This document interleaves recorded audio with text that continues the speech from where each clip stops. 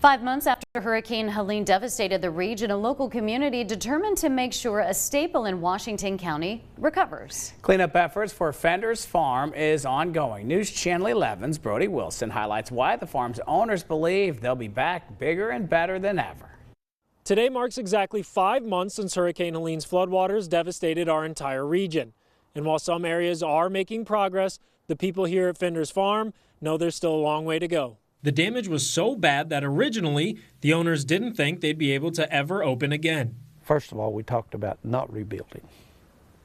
And because of that support that came from the community, it is a big deal. Owner Carol Fender says after the outcry they received from the community, he knew they had to do whatever it takes to get the farm back up and running. A young man supposedly in Kingsport came home from school and told his mom that this field trip to Fender's farm had been canceled because the flood had taken it away. And he was so distraught, he said, "We've got to do something, Mom."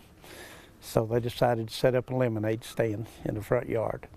And they raised $66. His mom put $100 with it and sent us a check for $166. At that point, I said, how can we not rebuild? One of those community members is Justin Davis, who's been helping at Fender's since the day of the flood. He says the volunteers have made a massive difference. Every organization that has come out has had great intentions, great hearts, and has provided wonderful services, opportunities, supplies, events, whatever it might be.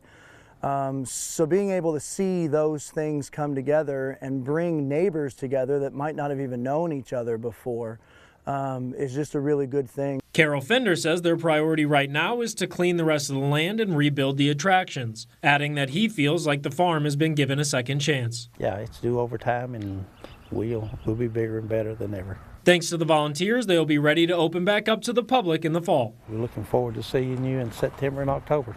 In Jonesboro, Brody Wilson, News Channel 11. As the recovery process continues across our region, volunteers are still desperately needed to help at places like Fender's Farm. Here are a few organizations you can contact if you'd like to get involved.